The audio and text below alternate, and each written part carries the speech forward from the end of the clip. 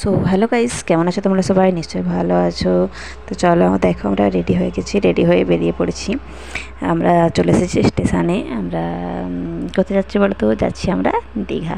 অনেকদিন থেকে পাপা বেড়াতে যাবে বলছে ট্রেনে করে, কিন্তু ওর পাপারা সময় হয়ে ওঠে না। তো বলতে বলতে আমরা স্টেশনে বসে থাকতে থাকতে দেখলাম ট্রেনটা চলে এসেছে। তো চলো ট্রেনে উঠে পড়ে আবার দেখা হচ্ছে। তো উঠে আমরা সিটটাও পেয়ে গেছি ভগবানের দয়াতে।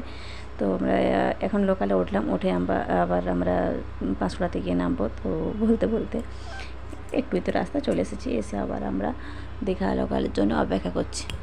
এটাকে ঠিক জানি না কি বলে, ট্রেনের জন্য অপেক্ষা করছি, দীঘা যাবো। তো ট্রেনটা ঢুকছে। তো পাপা বললো দাঁড়াও, আমি আগে উঠে যাবো, তুমি পাপাকে নিয়ে উঠবে। তার জন্য আমরা দাঁড়িয়ে দাঁড়িয়ে একটু ভিডিও ক্লিপ নিয়ে নিলাম যে ট্রেনটা আসছে দেখি।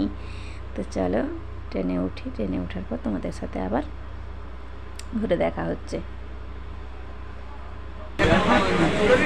দেখো পাপা বসে গেছে, আমরা বসে গেছি। পাপাকে দেখাচ্ছে যে এটা আমার জায়গা, আমি বসবো, আর কেউ বসবে না। তো অনেকটাই রাতও হয়ে আসছে। তো হাওয়াটা খুব সুন্দর দিচ্ছে, ওর খুব মজাও লেগেছে পাপার সঙ্গে বসে জানালার ধারে হাওয়া খাচ্ছে। তো আজকে সেইভাবে অতটা ভিড় নেই ট্রেনের মধ্যে, দেখছি অন্য বারে যতটা ভিড় থাকে এবার অতটা ভিড় নেই ট্রেনের মধ্যে, বেশিটা নেই। আর অনেকক্ষণ হয়ে গেল, তো আমরা চলেই এসেছি প্রায়। দেখো, তো বলতে বলতে আমরা স্টেশনে চলে এসেছি, নেমেও পড়েছি। তো যাই, আমরা রুমে গিয়ে আবার তোমাদের সাথে দেখা হচ্ছে। হোটেলটাতে যাই। তো দেখো হোটেলে চলে এসেছি। এসে দেখো তার ড্রেস ফ্রেস চেঞ্জ করা হয়ে গেছে, এবার সে ঘুমিয়ে পড়বে খাওয়া দাওয়া করে।